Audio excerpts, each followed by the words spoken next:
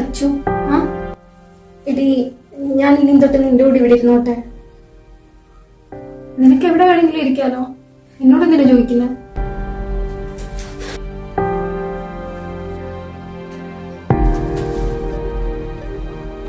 എനിക്കറിയാം ഞാൻ നിന്നെ അവോയ്ഡ് ചെയ്തുകൊണ്ട് നീ എന്നോട് നല്ല ദേഷ്യത്തിലായിരിക്കും. എടി, എനിക്ക് നിന്നോട് കുറച്ച് കാര്യങ്ങളൊക്കെ പറയാനുണ്ട്. പറഞ്ഞു. ഞാൻ അവളുമാരുടെ പോയത് കാരണം നീ നല്ല രീതിയിൽ വിഷമിച്ചിട്ടുണ്ടായിരുന്നു. എടി, ആക്ച്വലി അവളുമാരൊക്കെ എന്നെ നല്ല രീതിയിൽ യൂസ് ചെയ്യുമായിരുന്നെടി. അവർക്ക് ശരിക്കും എന്നെ എവിടെയെങ്കിലും കറങ്ങാൻ പോകുമ്പോൾ പൈസയ്ക്കും അതുപോലെ എക്സാമിന് എന്തെങ്കിലും പറഞ്ഞു കൊടുക്കാൻ വേണ്ടി മാത്രം മതിയായിരുന്നു.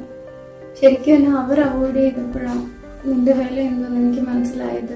ഈ കണ്ണുള്ളപ്പോൾ കണ്ണിന്റെ വില അറിയില്ലെന്നൊക്കെ പറയുന്നത്. അതുപോലെ അച്ഛൻ ഞാൻ പറയുന്ന എന്തെങ്കിലും നീ കേൾക്കുന്നുണ്ടോ? പഴയതുപോലെ നമുക്ക് വീണ്ടും ബെസ്റ്റ് ഫ്രണ്ട്സ് ആവാം.